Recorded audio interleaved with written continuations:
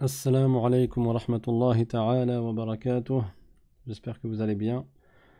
Aujourd'hui, Inch'Allah, on va continuer à parler de certains hadiths qui sont liés au thème de la semaine dernière, qui est le fait de se détacher de ce bas monde et de ne pas courir après le tana'um, c'est-à-dire après le luxe et le superflu. Bismillahirrahmanirrahim. Alhamdulillahi rabbil alamin. وصلى الله وسلم على سيدنا محمد طه الأمين وعلى آله وصحبه الطيبين الطاهرين. اللهم لا سهل إلا ما جعلته سهلا وأنت يا حي يا قيوم تجعل الحزن إذا شئت سهلا. اللهم علمنا ما جهلنا وذكرنا ما نسينا وانفعنا بما علمتنا وزدنا علما. La louange est à Allah, le Seigneur des mondes, et que l'honneur et l'élévation en degrés soient accordés à notre maître Muhammad sallallahu alayhi wa sallam. Demandons à Allah qu'il nous fasse apprendre ce que nous ignorons, qu'il nous fasse nous rappeler de ce que nous avons oublié et qu'il nous augmente en connaissance. Et nous lui demandons de nous préserver de l'état des gens de l'enfer. Et nous demandons à Allah qu'il fasse que notre intention soit sincère quand on apprend la religion et quand on œuvre conformément à la science de la religion. Le prophète sallallahu alayhi wa sallam a dit dans un hadith innamal a'malu binniyat, c'est-à-dire que les bonnes œuvres, elles valent en fonction de leurs intentions. Et c'est pour cela qu'il convient qu'on se rappelle constamment de ne pas oublier de rechercher uniquement l'agrément d'Allah subhanahu wa ta'ala dans nos bonnes actions.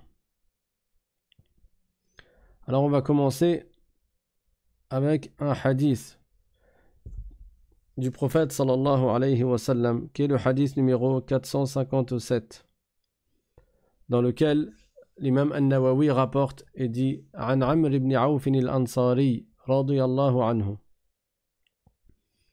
أن رسول الله صلى الله عليه وسلم بعث أبا عبيدة بن الجراح رضي الله عنه إلى البحرين يأتي بجزيتها فقدم بمال من البحرين فسمعت الأنصار بقدوم أبي عبيدة فوافوا صلاة الفجر مع رسول الله صلى الله عليه وسلم فلما صلى رسول الله صلى الله عليه وسلم انصرف فتعرضوا له فتبسم رسول الله صلى الله عليه وسلم حين رآهم ثم قال أظنكم سمعتم أن أبا عبيدة قدم بشيء من البحرين فقالوا أجل يا رسول الله فقال أبشروا وأملوا ما يسركم فوالله ما الفقر أخشى عليكم ولكني أخشى أن تبسط الدنيا عليكم كما بسطت على من كان قبلكم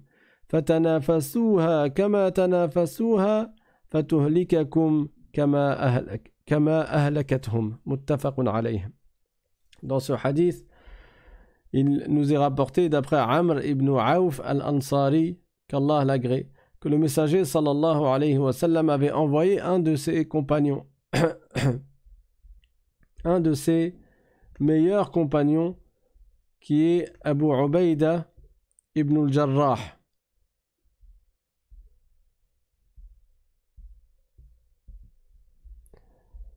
Et il l'a envoyé à Al-Bahrain et cet homme est revenu avec une certaine quantité d'argent. Et les Ansar, qui étaient dans une difficulté financière, ils ont entendu parler du retour de Abu Ubayda avec beaucoup d'argent.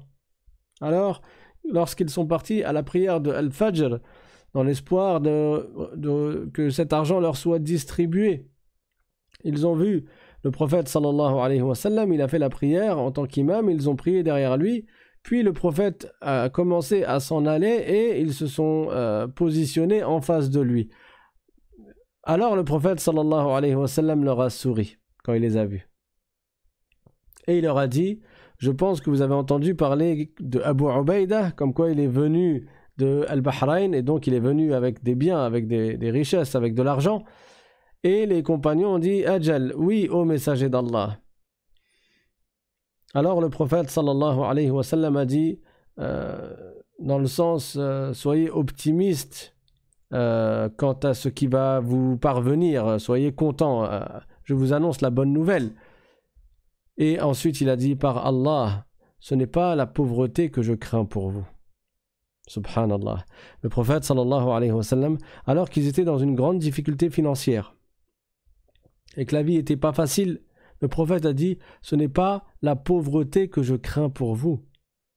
Mal faqra akhsha alaykum, walakinni akhsha an tubsata ad-dunya alaykum. Ce dont j'ai peur pour vous, c'est que la dunya s'ouvre à vous, que au contraire, les richesses vous soient accessibles, tout comme la dunya, elle s'est ouverte pour ceux qui vous ont précédés dans les communautés antérieures, et que vous vous mettiez à faire la compétition pour l'obtenir, à rivaliser pour l'avoir, comme eux, dans le passé, ont rivalisé les uns les autres pour l'avoir, pour obtenir cette dunya, pour obtenir les richesses de ce bas monde.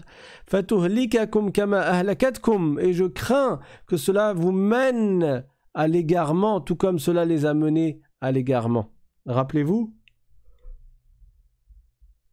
dans les histoires des prophètes, l'histoire du peuple de Ad, à qui a été envoyé le prophète Hud alayhi salam, ou bien le peuple de Thamoud, à qui a été envoyé le prophète Salih alayhi salam, ou bien Pharaon, à qui a été envoyé le prophète Moussa alayhi salam.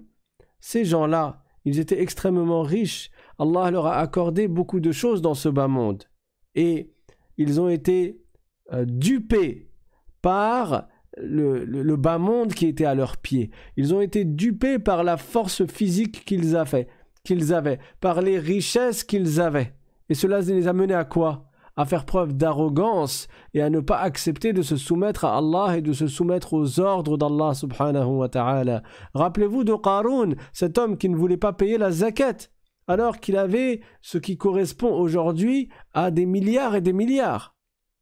Mais son orgueil a fait qu'il ne voulait pas payer ce qui correspondait à 1 sur 1000 de sa fortune. 1 sur 1000, il n'a pas voulu payer. Et à la fin, il a été enseveli, il a été châtié, anéanti dans ce bas monde et il méritera un châtiment dans l'au-delà. Donc ces gens qui vous ont précédés, quand la dunya a été ouverte pour eux, quand ils ont pu obtenir les richesses de ce bas monde, où est-ce que cela les a menés? À se détourner de l'obéissance à Allah, et beaucoup parmi eux à se détourner de l'adoration d'Allah subhanahu wa ta'ala. Le prophète a dit, c'est cela ce que je crains pour vous. Ce n'est pas de la pauvreté que j'ai peur pour vous. Ce dont j'ai peur pour vous, c'est que vous couriez après le bas monde quand le bas monde deviendra disponible et deviendra accessible pour vous. Et subhanallah, quand on regarde aujourd'hui, n'est-ce pas que c'est ce qui nous est arrivé? C'est ce qui est arrivé à la communauté du prophète Mohammed, sallallahu alayhi wa sallam. Dans un deuxième hadith, qui est le numéro 458, le prophète sallallahu alayhi wa sallam nous dit la même chose. وعن أبي سعيد الخدري رضي الله عنه قال جلس رسول الله صلى الله عليه وسلم على المنبر وجلسنا حوله فقال إن مما أخاف عليكم من بعدي ما يفتح عليكم من زهرة الدنيا وزينتها متفق عليه. Le prophète sallallahu alayhi wa sallam, alors qu'il était assis dans sa chaire au niveau du mimbar dans la mosquée, et les compagnons étaient assis autour de lui, comme l'a rapporté Abu Sa'id al-Khudri radiyallahu anhu, le prophète a dit, parmi les choses que je crains pour vous après moi, c'est-à-dire après ma mort, c'est que le bas monde s'ouvre à vous, que les richesses et les parures de ce bas monde, elles vous soient accessibles. C'est cela dont j'ai peur pour vous. Pourquoi? De peur que vous vous détourniez de l'adoration à Allah. Et c'est vrai que souvent, la personne, quand elle est pauvre, elle s'en remet à Allah. Si elle devient riche, elle se met à être préoccupée par ses richesses. Et ça correspond à ce qui est cité dans un verset du Coran. Allah Ta'ala dit dans le Coran, اعلموا أنما الحياة الدنيا لعب ولهو وزينة وتفاخر بينكم وتفاخر بينكم وتكاثر في الأموال والأولاد كمثل غيث أعجب الكفار نباته ثم يهيج فتراه مصفرا ثم يكون حطاما وفي الآخرة عذاب شديد ومغفرة من الله ورضوان وما الحياة الدنيا إلا متاع الغرور. Dans ce verset, Allah Ta'ala nous dit dans le sens « Sachez que cette vie, la vie présente, la vie d'ici-bas, elle est constituée de jeux, la'ib, d'amusement, lahwoun, de parures qui sont éphémères et futiles, zinatun, d'une course à l'orgueil entre vous, tafakhurum bainakum, d'une rivalité dans le fait d'acquérir les richesses et dans le fait d'avoir le plus d'enfants que les autres. Takathurum fil amwali wal awlad. Voilà ce dont est constitué, ce dont est composé ce bas monde. Bien sûr que c'est un blâme. Allah Ta'ala nous met en garde contre ces choses-là, contre le fait de passer notre temps à jouer, à nous amuser, à courir après les richesses et les vêtements de luxe, à faire preuve d'orgueil et essayer de se sentir supérieur aux autres, à rivaliser dans le fait de gagner plus d'argent que les autres, dans le fait d'avoir plus d'enfants que les autres. La plus grande tribu, la plus grande famille. Bon, maintenant, à notre époque, c'est montrer la fierté de son pays ou de sa région, etc. Allah Ta'ala dit dans le Coran que cette vie-là, cette vie d'ici-bas, elle est semblable à la pluie. La pluie, quand elle tombe, elle donne lieu à de la végétation qui émerveille les gens, qui émerveille les cultivateurs, n'est-ce pas? Mais après, cette végétation, qu'est-ce qu'elle devient? Elle devient sèche. La même végétation qui est extrêmement belle et qu'il était plaisant à observer, à regarder. Imaginez-vous le printemps, quand les fleurs, l'éclosion des fleurs, etc., au bout d'un moment, elles sèchent. Et tu les vois, ces mêmes choses que tu trouvais beaux, ça jaunit, ça devient jaune. Et après, ça devient des débris.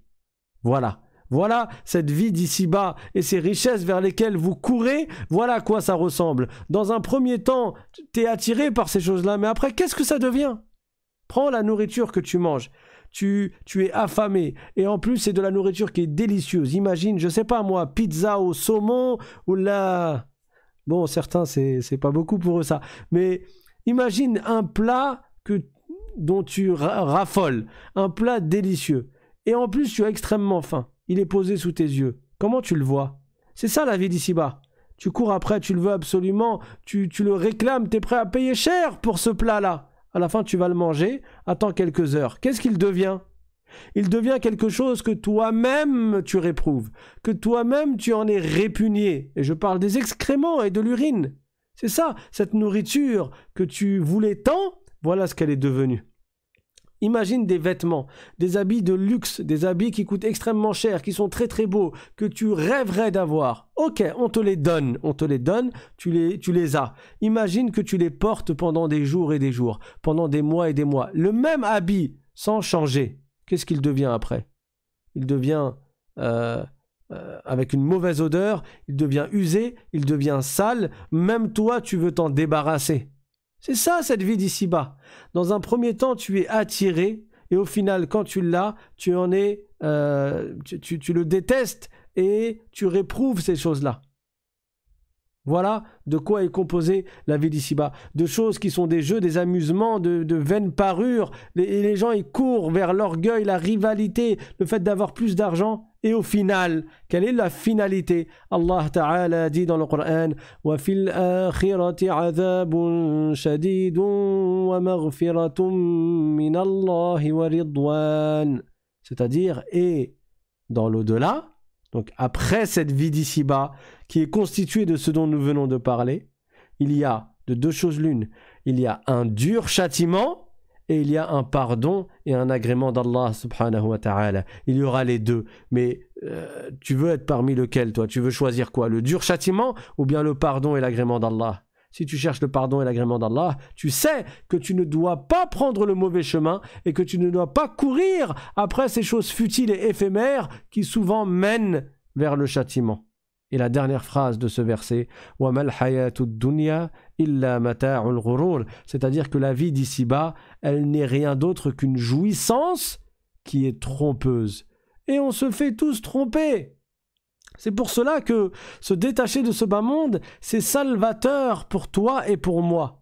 Parce que plus tu t'attaches à ce bas monde, et plus tu vas œuvrer pour ce bas monde, et plus tu vas délaisser ce qui est le plus important, qui est la préparation pour l'au-delà. C'est pour cela qu'un homme qui était connu pour ses poésies dans lesquelles il y a beaucoup de morale, il s'appelait Abul Atahiya.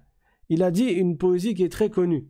Il a dit dedans رغيف خبز يابس تأكله في زاوية وكوز ماء بارد تشربه من صافية وغرفة ضيقة نفسك فيها خالية ومسجد بمعزل عن الورى بناحية تدرس فيها دفترا مستندا بسارية معتبرا بمن مضى من القرون الخالية خير من الساعات في فيء القصور العالية تعقبها ندامة تصلى بنار حامية تصلى بنار حامية فاسمع لنصح مشفق يدعى أبا العتاهية. C'est-à-dire, donc je vais reprendre les vers un par un. رغيف خبز يابس تأكله في زاوية.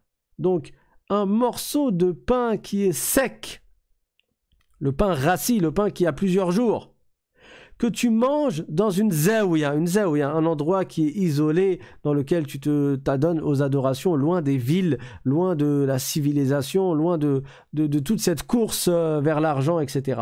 Voilà, tu vas t'isoler et tu manges un petit morceau de pain qui est même rassis, qui est sec, asséché.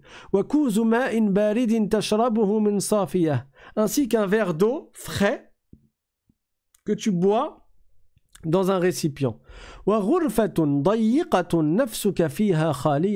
une petite pièce, c'est pas une pièce de monnaie, une pièce d'argent, hein, c'est une pièce, une salle qui est étroite, qui est petite, dans laquelle tu es seul et tu es isolé.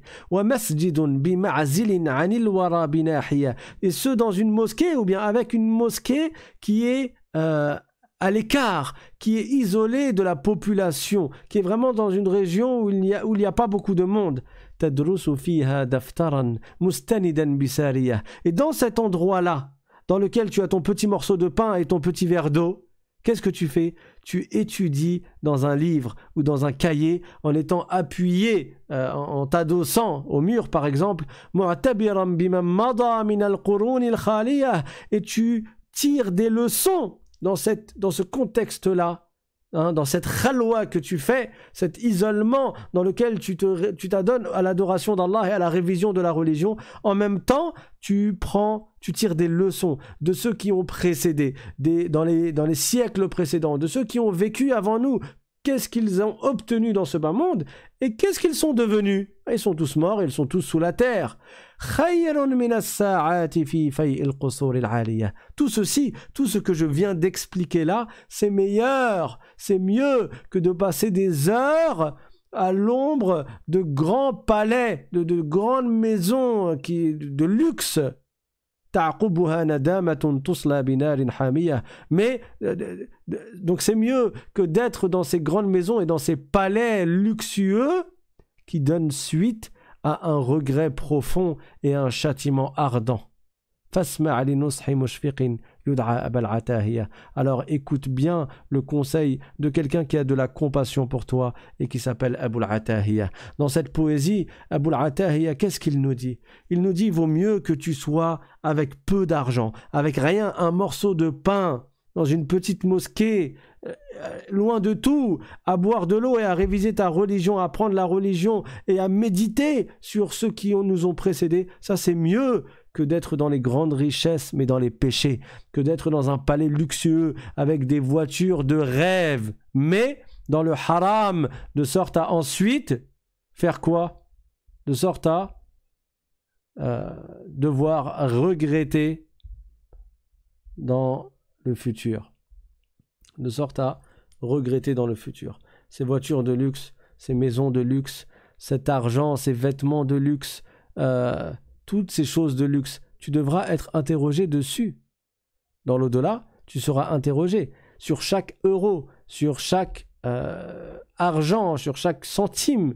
Tout cela, sur tout cela, on sera interrogé. Et sur tout ce que nous avons fait. Donc, l'intelligent, c'est qui? L'intelligent, c'est celui qui se détache de ce bas monde et qui œuvre pour ce qui vient après la mort.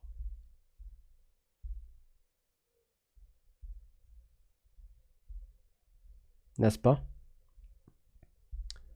Très bien. On va citer un autre hadith.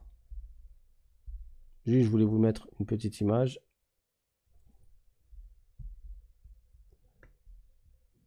Voilà. Cette image-là représente ce vers quoi vous ne devez pas courir. Parce que même si ça attire l'œil, ça attire le regard, ça attire aussi les soucis, les problèmes. Parce que celui qui s'attache à cette vie d'ici-bas, plus il obtient, plus il acquiert, et plus il rendra des comptes dans l'au-delà. C'est pour ça que dans un hadith, le prophète sallallahu alayhi wa sallam, il a dit que les pauvres entreront au paradis 500 années avant les riches. Mais si tu es pauvre, ton questionnaire, ton interrogatoire, il sera plus court. Si tu es riche, sur chaque euro, sur chaque chose que tu as possédée, tu devras rendre compte dans l'au-delà. N'est-ce pas? Donc dans un autre hadith, le prophète sallallahu alayhi wa sallam a dit, et c'est le hadith numéro 460. وعن أنس رضي الله عنه أن النبي صلى الله عليه وسلم قال اللهم لا عيش إلا عيش الآخرة متفق عليه. C'est-à-dire que le prophète sallallahu alayhi wa sallam a dit dans le sens oh Allah, la vraie vie, la vie ultime, la vie éternelle de bonheur, ce n'est que la vie de l'au-delà. C'est-à-dire qu'en comparaison, la vie d'ici-bas, elle ne vaut rien du tout. Et donc, ce pourquoi tu dois œuvrer, c'est pour la vie d'ici-bas. C'est pour la vie... Oula. Gros lapsus. Ce pourquoi tu dois œuvrer, c'est la vie de l'au-delà. C'est ça qui compte. Allahumma la aisha illa aishul akhirah. Et cette phrase, le prophète sallallahu alayhi wa sallam le disait quand il voyait des choses qui étaient extrêmement tristes, quand la vie était difficile. Et c'est recommandé de suivre l'exemple du prophète sallallahu alayhi wa sallam en cela. Bon, je vais vous enlever l'image là. Hop. On va remettre l'autre. Hein. Elle est mieux l'autre, n'est-ce pas?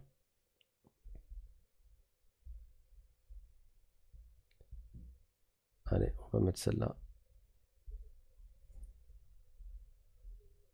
Donc je disais... Alors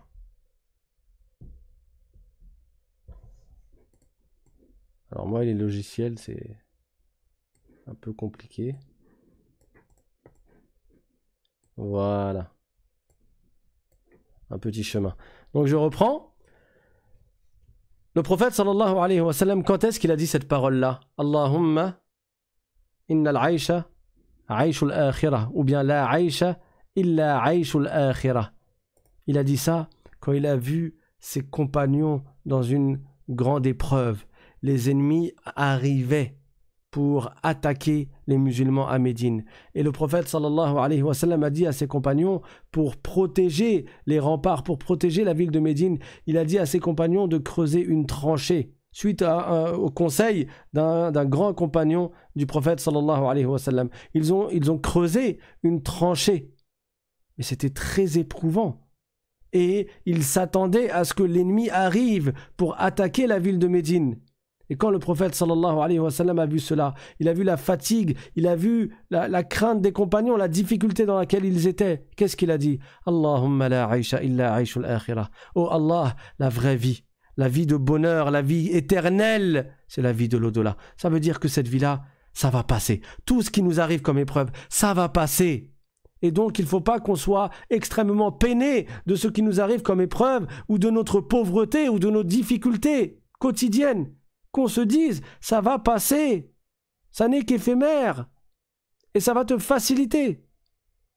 Et également, le prophète sallallahu alayhi wa sallam, il disait cela quand il voyait quelque chose qui le rendait joyeux. Quand il voyait quelque chose qui le rendait triste, il le disait. Et quand il voyait quelque chose qui le rendait extrêmement joyeux, il le disait également pour se rappeler que cette vie, elle est éphémère et on ne s'attache pas à cette vie. Par exemple, quand, après des années, il s'est retrouvé au mont de Arafat avec des dizaines de milliers de compagnons qui étaient habillés tous de la même manière et qui étaient avec lui, qui étaient tous des soutiens pour lui. Ils étaient extrêmement nombreux après toutes ces années de grandes difficultés. Le prophète sallallahu alayhi wa sallam, il a dit « Labbaïka innal aïsha aïshul akhirah ». Pareil, il a dit « Je t'obéis, ô Allah, obéissance après obéissance ». C'est ça le terme labbaik, ça veut dire je suis dans ta totale obéissance. Innal aïsha aïshul akhirah, la vraie vie, la vie de bonheur, la vie éternelle, la vie qui va durer, qui comptera, c'est la vie de l'au-delà.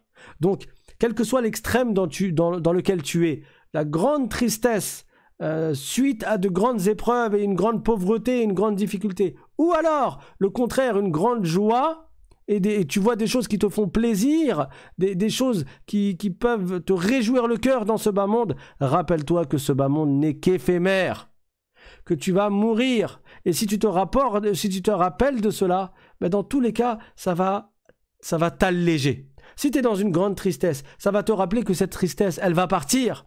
Et si tu es dans une grande joie concernant une chose de ce bas monde, ça te rappelle que cette chose-là, elle va partir aussi. Donc, yawesh, yawesh. Du calme, ne t'attache pas à ce que tu as pu obtenir dans ce bas monde parce que ça va s'en aller également. Tout va partir ici-bas.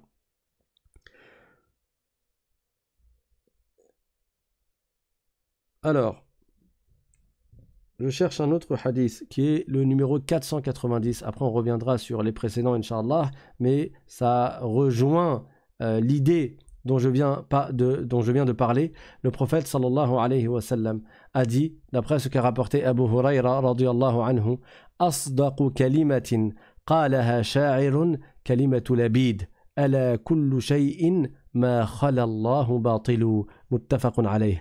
Donc dans ce hadith, le prophète sallallahu alayhi wa sallam a dit que la parole la plus véridique qu'a pu dire un poète, c'est la parole du poète Labid. Et c'est ala kullu shay'in ma khala Allah batilu. Ala kullu shay'in ma khala Allah batilu. C'est-à-dire que tout ce qui est autre qu'Allah a une fin. C'est-à-dire ici-bas, la terre, elle a une fin. Nous, les êtres humains, on a une fin. Les richesses, les plaisirs que nous avons ici-bas, nous avons une fin. Celui qui est éternel, qui ne meurt pas et qui n'a pas de début et qui n'a pas de fin, c'est Allah subhanahu wa ta'ala. Voilà la parole que le prophète sallallahu alayhi wa sallam a rapportée du poète Labid, qui était un poète qui a vécu longtemps. Il a vécu avant l'avènement de la mission du prophète Muhammad sallallahu alayhi wa sallam, et il a vécu également après l'avènement du prophète sallallahu alayhi wa sallam. Donc, comment t'aider à faire preuve d'ascétisme? Et j'ai souvent cité ce hadith, mais là il est écrit ici, et c'est le hadith numéro 467. Regarde ceux qui ont moins que toi, ne regarde pas ceux qui ont plus que toi. وعنه يعني عن أبي هريرة قال رسول الله صلى الله عليه وسلم انظروا إلى من هو أسفل منكم ولا تنظروا إلى من هو فوقكم فهو أجدر ألا تزدروا نعمة الله عليكم متفق عليه. Dans ce hadith, le prophète sallallahu alayhi wa sallam a dit, regardez, dans le sens, regardez ceux qui sont plus bas que vous, dans la dunya bien sûr. Là on ne parle pas dans les choses de l'au-delà, de la religion, c'est le contraire. Mais dans les choses de ce bas monde, regardez ceux qui sont plus bas que vous, et ne regardez pas ceux qui sont plus hauts, ceux qui ont plus que vous, plus de richesse.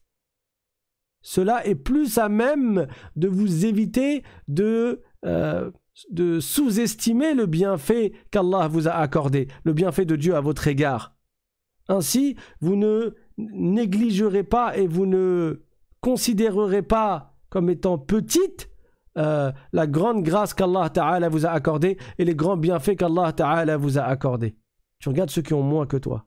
Regarde, Msakin, ceux qui souffrent dans d'autres pays, ceux qui n'ont pas d'argent, ceux qui n'ont pas à manger, ceux qui n'ont pas à boire, ceux qui sont extrêmement malades. Regarde ces gens-là. Et tu diras, Alhamdulillah, moi je vais bien. De quoi on se plaint? De quoi je me plains? Alhamdulillah, regarde, eux, ils ont pire que moi, tu les vois avec le sourire.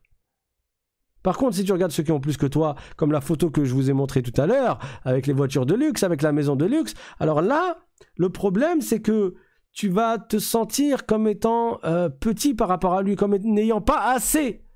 Et tu vas minimiser les bienfaits qu'Allah t'a accordés. Et donc, tu ne vas pas remercier Allah Ta'ala pour ses bienfaits, mais au contraire, tu vas faire preuve d'ingratitude. Et tu ne vas pas remercier Allah et tu vas vouloir courir au lieu de t'adonner aux adorations, tu vas passer ton temps à courir après ce bas monde pour obtenir ce que les autres ont. Et pour finir, aller dans ta tombe et ne rien prendre avec toi. Et c'est d'ailleurs ce que le prophète sallallahu alayhi wa sallam a dit dans le hadith numéro 461 du livre Riyad al-Salihin de l'imam An-Nawawi. قال رسول الله صلى الله عليه وسلم عن أنس بن مالك رضي الله عنه أن النبي صلى الله عليه وسلم قال يتبع الميت ثلاثة أهله وماله وعمله فيرجع اثنان ويبقى واحد يرجع أهله وماله ويبقى عمله متفق عليه. C'est-à-dire que quand tu vas mourir, il y a trois choses qui vont te suivre dans ta tombe. Il y en a deux qui vont revenir et il y en a un qui va rester avec toi. Les deux qui vont revenir, c'est tes biens et ta famille. Mais ce qui va rester avec toi, ce sont tes actes. Donc ta voiture, ta maison, ton argent, tes euros, tes dollars, tout ça, ça va rester au-dessus de la terre.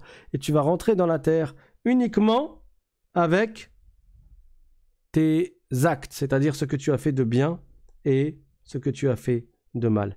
Et en correspondance, ou plutôt en comparaison avec la félicité de l'au-delà, le bonheur d'ici-bas ne vaut rien du tout. Tout comme en comparaison avec les souffrances et le châtiment de l'au-delà, les souffrances de ce bas monde ne valent rien du tout. Donc, délaissons plutôt le bonheur qui mène à l'enfer et patientons face à l'adversité et aux difficultés qui mènent au paradis. Et c'est ainsi qu'on sera heureux dans l'au-delà. Le prophète sallallahu alayhi wa sallam a dit, et c'est le hadith numéro 462 de Riyad al-Salihin, d'après Anas ibn Malik également, وعنه عن رسول الله صلى الله عليه وسلم, ou plutôt وعنه أنه قال قال رسول الله صلى الله عليه وسلم يؤتى بأنعم أهل الدنيا من أهل النار يوم القيامة فيصبغ في النار صبغة ثم يقال يا ابن آدم هل رأيت خيرا قط هل مر بك نعيم قط فيقول لا والله يا رب. C'est-à-dire que il sera amené la personne qui a eu le plus de plaisir et de joie et de jouissance dans ce bas monde, mais qui fait partie des gens de l'enfer. Elle sera amenée et elle sera jetée un jet en enfer. Elle sera jetée d'un plongeon en enfer. Puis, il lui sera demandé, est-ce qu'il t'est déjà arrivé quelque chose de bien? Est-ce que tu as déjà goûté un quelconque bonheur? Est-ce que tu as déjà eu un quelconque plaisir? Et il répondra, par Allah, jamais un plaisir ne m'a touché, jamais je n'ai eu un bonheur. Ça veut dire quoi? Ça veut dire que le châtiment de l'enfer est tellement intense que le non-croyant, à peine il sera jeté en enfer, qu'il en oubliera tous les plaisirs de ce bas monde. Tout ce pourquoi il a désobéi à Allah dans ce bas monde. Tous les plaisirs de richesse et les plaisirs de consommation, mais qui étaient interdits, quel que soit le genre de consommation, qui était interdit, tout cela, il les aura oubliés à peine un plongeon en enfer, à peine il sera jeté en enfer qu'il en aura oublié tous les plaisirs. Alors à quoi bon? À quoi ça sert?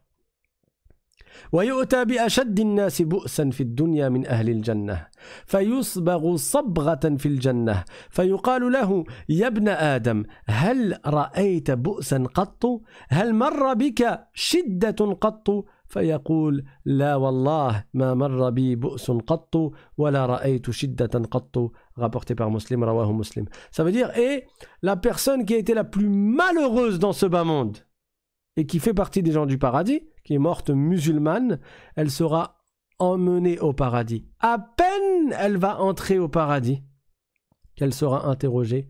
As-tu déjà ressenti un malheur? As-tu déjà été triste? As-tu déjà été malheureux? T'est-il déjà arrivé quelque chose de douloureux dans le bas monde?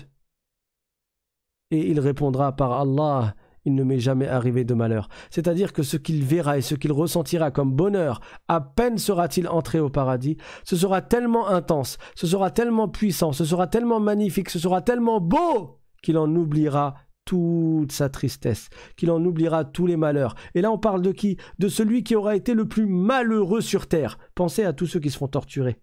Pensez à tous ceux qui sont malades et qui souffrent. Là on parle du plus malheureux d'entre eux. De celui qui a vécu vraiment les pires des difficultés dans ce bas monde, mais qui est mort musulman. Quand il entrera au paradis, il en aura oublié tous les plaisirs de ce bas monde. Alors, à quoi bon s'attacher à ce bas monde superflu? À quoi bon s'attacher à des choses qui sont éphémères, à un plaisir qui est très court? Regardez l'argent que l'on met pour la nourriture. Regardez le temps que l'on passe parfois dans les plats. Parfois, certains, ils restent des heures et des heures dans la cuisine, surtout pendant le Ramadan, alors que c'est le mois où on est censé se rappeler de la pauvreté, des gens qui sont dans la difficulté. Il y en a, c'est pendant ce mois qu'ils deviennent encore plus grassouillés, qu'ils prennent encore plus de poids, tellement il y a des plats sur la table. Tout cela pour un plaisir qui dure l'espace de quelques centimètres. N'est-ce pas? Quand tu rentres la nourriture dans ta bouche, ça commence le plaisir au bout de ta langue et ça se termine au niveau de ta gorge. Dès que ça traverse la gorge, il n'y a plus de plaisir. Réfléchis à ça. Médite là-dessus. Dès que ça traverse la gorge, le plus délicieux des plats, ce que tu préfères, la plus délicieuse des boissons, vraiment le truc que tu rêverais de consommer, quand tu l'as, même s'il est extrêmement cher, quand tu le consommes, le plaisir de chaque bouchée ne dure que quelques secondes. C'est le temps que tu mâches. Et à peine ça traverse la gorge, il n'y a plus de plaisir. Et il y a des gens, pour un plaisir comme ça, ils sont prêts à aller en enfer. Et regardez les autres plaisirs. Ils sont tous éphémères, que ce soit ceux qui durent quelques minutes ou quelques heures ou même quelques jours. Ils sont tous éphémères. À la fin, il ne reste que des souvenirs. Sauf que si tu t'es chargé d'un péché dans ces plaisirs-là, il restera le péché. Il restera le châtiment. C'est pour cela que le prophète sallallahu alayhi wa sallam nous a fait cette comparaison entre ce bas monde et l'au-delà. Et il a dit dans le hadith numéro 463 du livre Les Jardins des Vertueux de l'imam al-Nawawi, وعن المستورد بن الشداد رضي الله عنه أنه قال رسول الله صلى الله عليه وسلم ما الدنيا في الآخرة إلا مثل ما يجعل أحدكم أصبعه في اليم فلينظر بما يرجع. C'est-à-dire que ce bas monde comparé à l'au-delà, ce bas monde comparé à l'au-delà, l'image de ce bas monde, en comparaison de la vie de l'au-delà, ce n'est rien d'autre que comme celui d'entre vous qui plonge son doigt dans la mer, qu'il voit donc ce qu'il en retire avec son doigt. Donc, l'humidité, la partie de la mer que tu as gardée dans ton doigt, quand tu as entré ton doigt dans la mer, et après tu as retiré. C'est quoi cette quantité d'eau-là? C'est même pas de l'eau, c'est juste ton doigt, il est humide. Il ne reste même pas une goutte d'eau quand tu trempes ton doigt et après tu retires. Ça, comparé à l'étendue des océans et de la mer.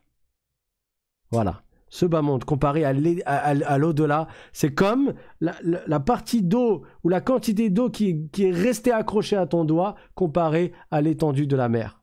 Ça veut dire que ça ne vaut rien du tout.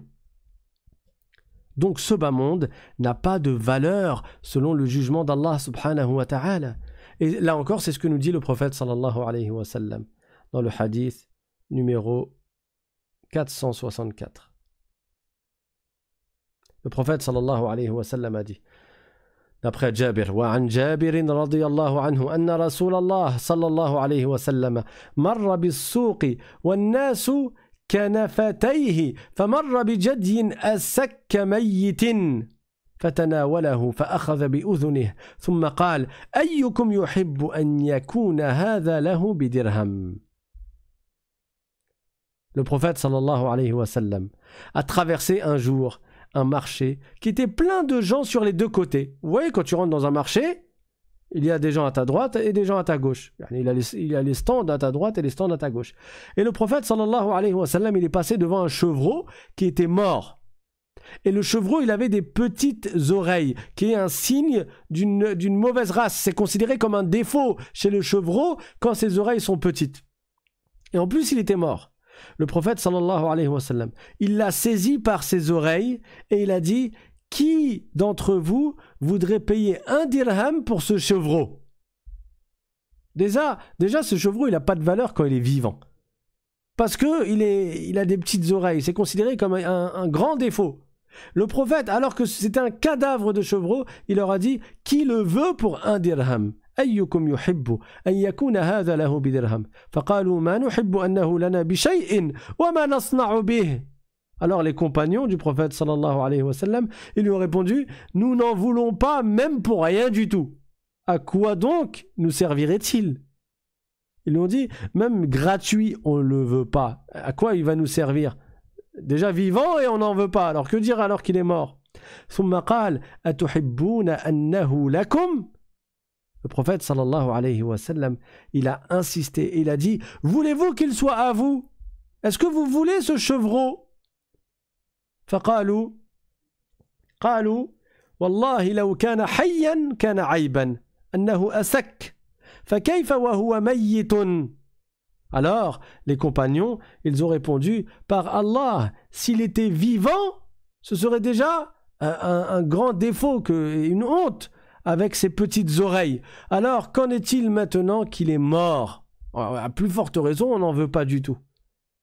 Alors le prophète sallallahu alayhi wa sallam a dit: فَوَاللَّهِ لَلدُّنْيَا أَهْوَنُ عَلَى اللَّهِ مِنْ هَذَا عَلَيْكُمْ. رواه مسلم. قوله كنفتيه أي عن جانبيه والأسك الصغير الأذن. Le prophète sallallahu alayhi wa sallam, après leur avoir proposé ce chevreau, il leur a dit: par Allah, ce bas monde est encore plus méprisable selon le jugement d'Allah que ce chevreau ne l'est pour vous. Vous voyez comment vous ne voulez absolument pas de ce chevreau et jamais de la vie vous allez payer pour avoir un chevreau pareil, puisque gratuit vous ne le voulez pas. Ah ben, ce bas monde, il a encore moins de valeur selon le jugement d'Allah subhanahu wa ta'ala. Alors, après tous ces hadiths, est-ce qu'on va s'attacher à ce bas monde ou est-ce que on va l'utiliser comme un pont qui mène vers l'au-delà? Et l'intelligent, il traverse le pont et il ne s'y établit pas.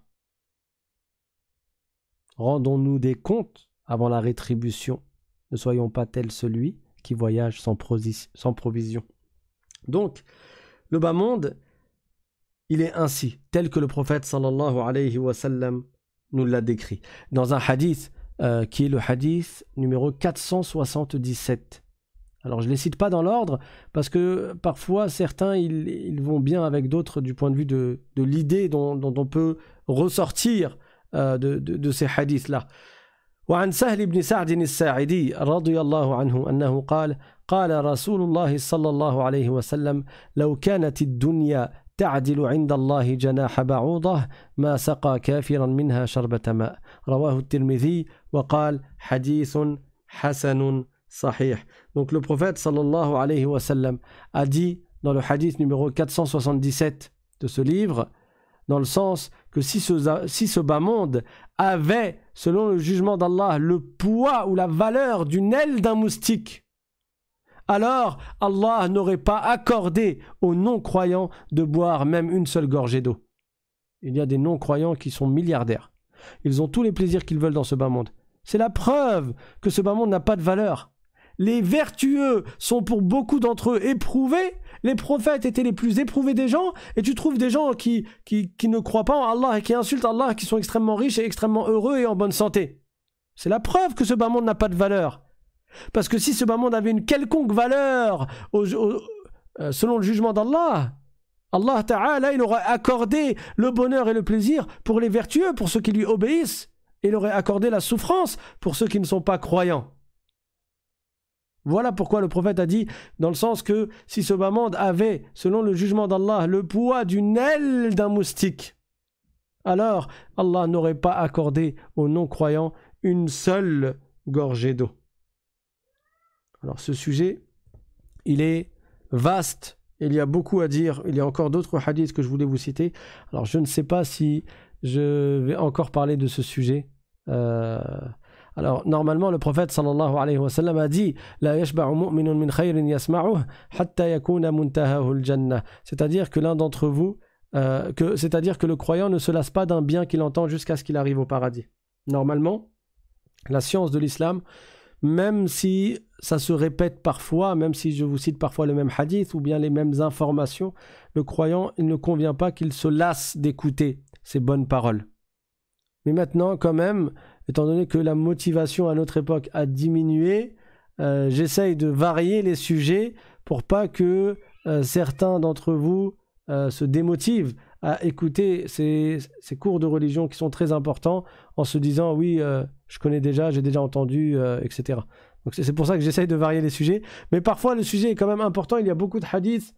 Le prophète sallallahu alayhi wa sallam a insisté dessus et c'est pour ça que j'essaye au maximum de vous rapporter, on va dire, l'essentiel ou bien les hadiths les plus connus et les plus cités habituellement. Et là il en reste encore une petite dizaine, toujours dans le même sujet. Du coup je sais pas, est-ce que la semaine prochaine on parle encore du même thème en citant les autres hadiths du prophète sallallahu alayhi wa sallam, ou est-ce qu'on change de thème?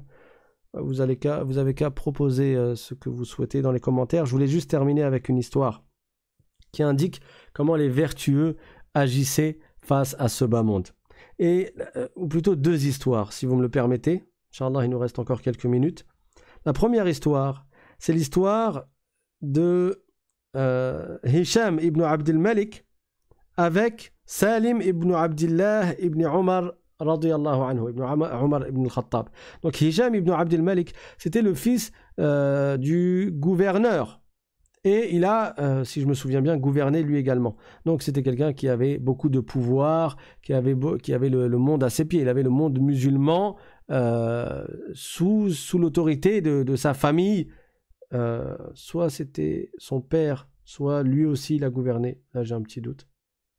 Quoi qu'il en soit, si, c'était un calife, qu'est-ce que je raconte? Hisham ibn Abdel Malik, c'était un calife. Donc il a gouverné et il avait donc beaucoup de pouvoir et beaucoup de prestance. Quand il a fait le Hajj, il est tombé sur qui? Il est tombé sur Salim ibn Abdillah ibn Omar ibn al-Khattab. Donc le petit-fils de Omar ibn al-Khattab et qui était le fils de Abdullah ibn Omar, radiyallahu anhum ajma'in, qui sont tous les trois des vertueux. Alors quand il l'a vu, il était à côté de la Kaaba, en train d'adorer Allah subhanahu wa ta'ala. Et comme c'est le petit-fils de Omar ibn al-Khattab, et qu'en plus, c'est le fils de Abdullah ibn Omar, qui sont du coup tous deux des grands compagnons, et qu'en plus, c'était un vertueux, il a voulu lui faire plaisir. Alors il lui a dit, Ya Salim, salni hajataka fa'aqdiha lak. Il lui a dit, Salim, demande-moi quelque chose, et je résoudrai ton affaire, je t'accorderai ce que tu me demandes. Alors Salim lui a répondu, Inni wallah la astahi an as'ala fi baytihi ghayrahu.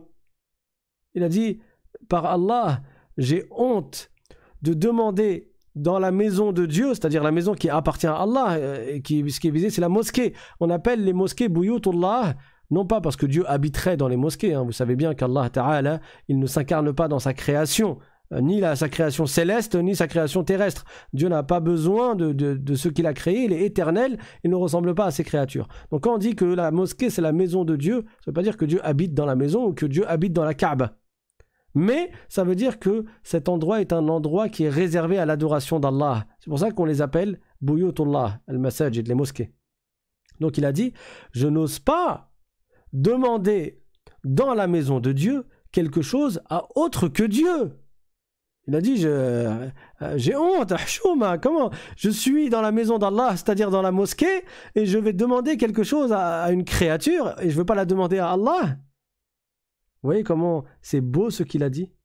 Mais alors, Salim, il l'a attendu, et quand ils sont sortis de la maison, quand ils sont sortis de la mosquée, où il y a la Kaaba, Hicham, il l'a suivi, et il l'a arrêté à nouveau. Il lui a dit, Al-an kharajta min baytillah, fasalni hajataka. Il lui a dit, maintenant que tu es sorti de la maison de Dieu, vas-y, demande-moi ce que tu veux, je te le règle.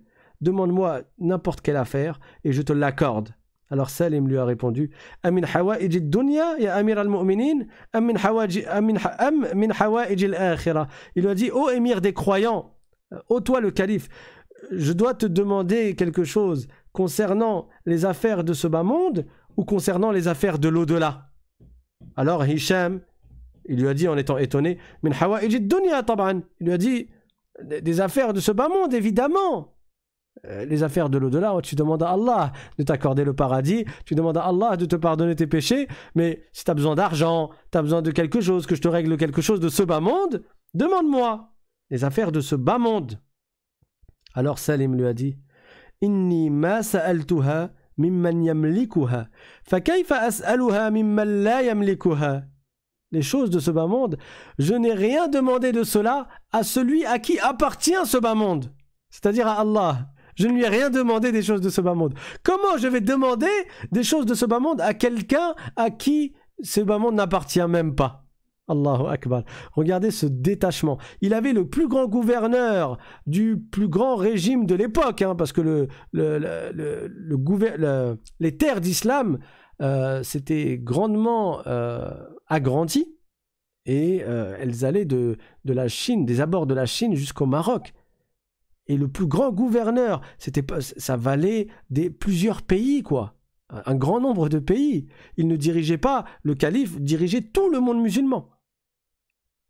Et il mettait des émirs ou des sultans dans différentes régions, mais c'est lui qui gouvernait tout le monde musulman. Imaginez-vous la prestance.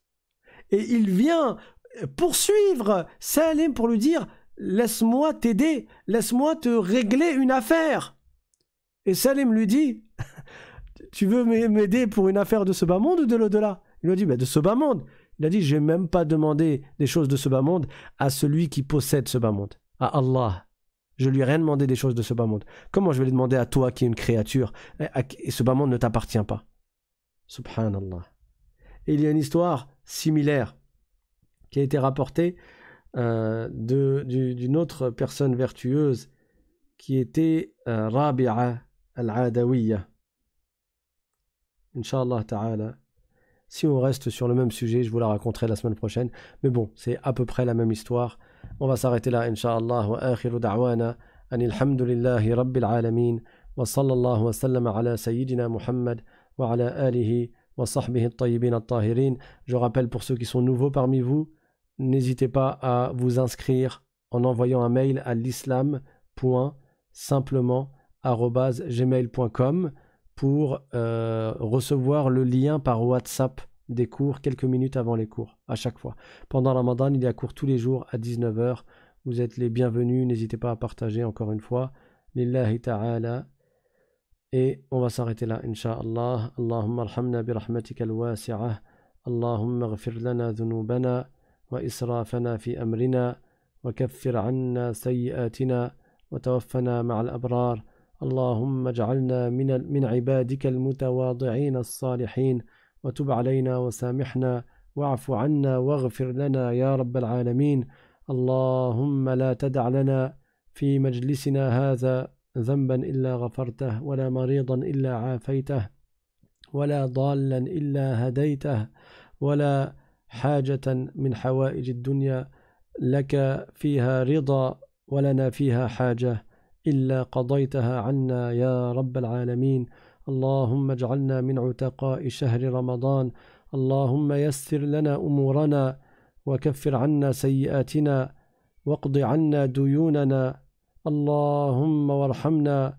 اللهم يا أكرم الأكرمين يا عزيز يا جبار يا غفور يا رحيم ائتنا ما نطلبه من الخير. اللهم أتنا سؤلنا من الخير. اللهم ارزقنا سؤلنا من الخير يا رب العالمين، وفرج عنا وعن المسلمين. وآخر دعوانا أن الحمد لله وصلى الله وسلم على رسول الله. سبحان ربك رب العزة عما يصفون وسلام على المرسلين والحمد لله رب العالمين. Je vous donne rendez-vous demain à 19h Inch'Allah pour le cours surprise. Wassalamu alaikum wa rahmatullahi ta'ala wa barakatuh.